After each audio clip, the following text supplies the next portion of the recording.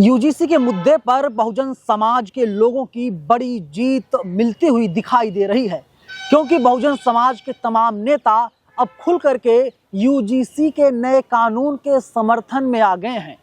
Bhim army के मुखिया और सांसद चंद्रशेखर आज़ाद ने बहुत बड़ा ऐलान कर दिया है।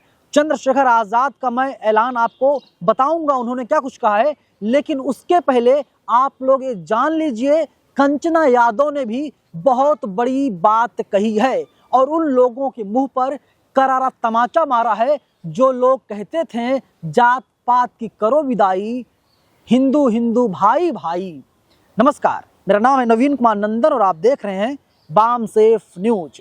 अभी मैं सुप्रीम कोर्ट में मौजूद हूं और यहाँ पर तमाम वकीलों से बातचीत किया। उन लोगों ने कहा किसी भी कीमत पर एक कानून हम वापस नहीं होने देंगे। ब्राह्मण समाज के लोगों के अंदर जितनी ताकत है वे लोग लगा लें, क्योंकि ये कानून जो है ये नई गाइडलाइंस बहुजन समाज के लिए संजीवनी का काम करेगी। अब मैं चंद्रशेखर आज़ाद का वो बयान बता देना चाहता हूँ। कहते हैं कि एससी एसटी और ओबीसी होने का दर्द वही समझ सकते हैं जो इसे जीते हैं।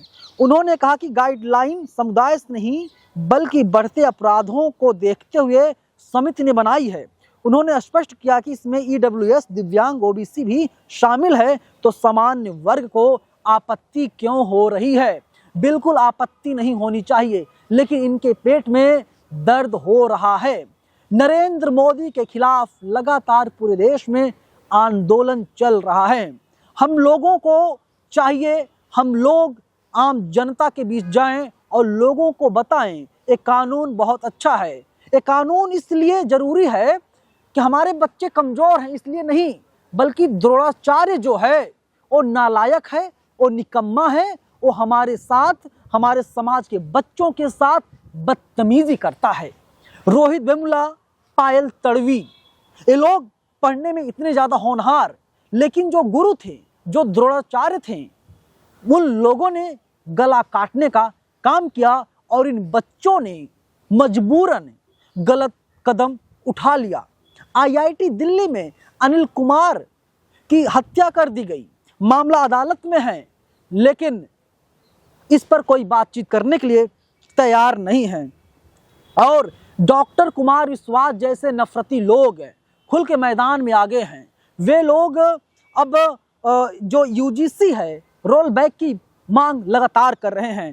कहते हैं चाहे तिल लो या ताड़ लो राजा, राई लो या पहाड़ लो राजा, मैं अभागा सवर्ण हूँ मेरा, रोवा रोवा उखाड़ रो राजा। स्वर्गीय रमेश रंजन ने ये बातें कही थी।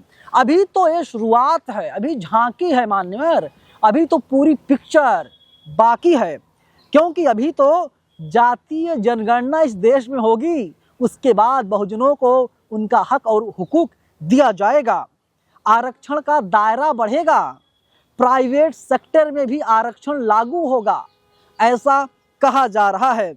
और शंकराचार्य वाली जो खबर थी वो दबसी गई है।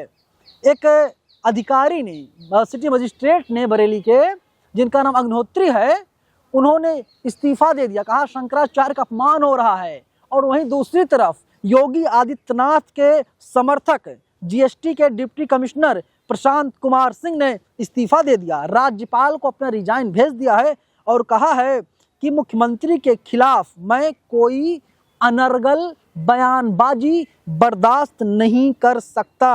हंगामा मचा हुआ है और ये सिटी मजिस्ट्रेट जिसका नाम अलंकार अग्निहोत्री है, ये निहायती घटिया आदमी है, मैं सच बता रहा हूँ। और अब ये कह रहा है कि मैं ब्राह्मण समुदाय के सभी जनप्रतिनिधियों से अपील करता हूँ वे तुरंत इस्तीफा देना शुरू करें। बिल्कुल, मैं तो कहता हूँ जितने जज हैं सुप्रीम कोर्ट में, जितने जज हैं हाई कोर्ट में, जितने जज हैं सदन कोर्ट में, सारे जज इस्तीफा दे दें। ब्राह्मण समाज से जो हैं, इसके अलावा जो अलग अलग पदों पर हैं, आईएएस आईपीएस हैं, डीजीपी डीआईजी हैं, सभी लोग इस्तीफा दे दें। अगर अलंकार अग्निहोत्री की बात मानते हैं तो कम से कम वहां पर जाएगा, बहुजन समाज तो बैठेगा और बहुजन समाज वास्तव में इस देश का मालिक है।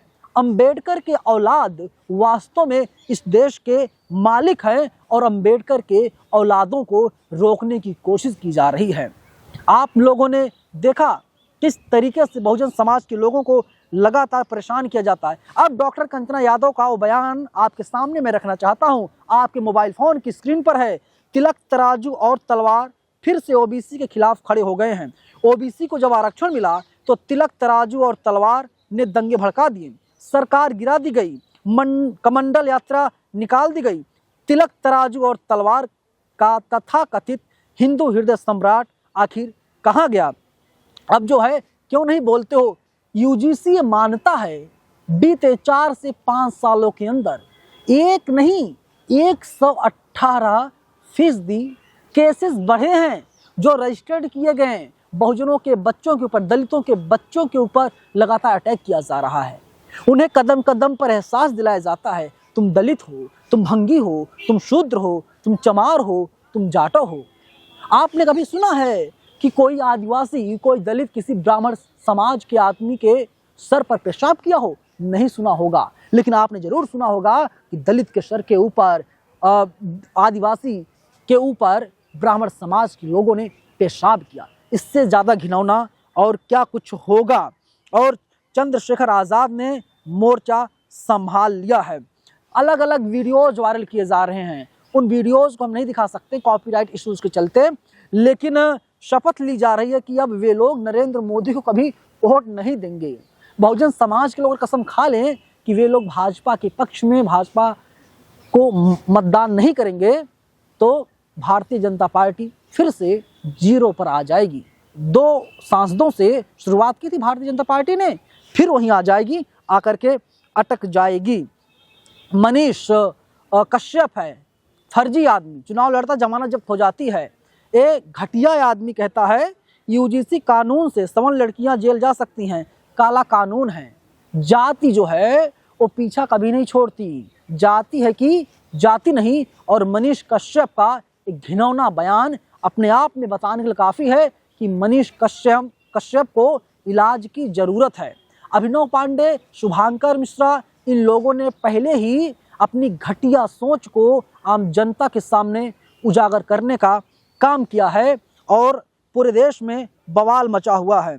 और वहीं दूसरी तरफ AK तिवारी एडवोकेट है, कहते हैं इस बार नोटा को वोट मत देना, बल्कि इस बार उसे वोट देना जो इसे हरा सके, नरेंद्र मोदी की तस्वीर लगा करके। मतलब ब्राह्मण समाज के लोग अभी खुलकर बोलने लगे हैं कि हम लोग उसके पक्ष मतदान करेंगे जो नरेंद्र मोदी को चुनाव में हरा सके। बहुत सिंपल सी बात है, ब्राह्मण समाज के मत से नरेंद्र मोदी कभी चुनाव नहीं जीत सकते जब तक बहुजन समाज भारतीय जनता पार्टी के पक्ष में मतदान नहीं करेगा। फिलहाल इस वीडियो को यहीं पर खत्म करते हैं, लेकिन कमेंट बॉक्स में आप लोग अपनी राय जरूर लिखिएगा। शुक्रिया।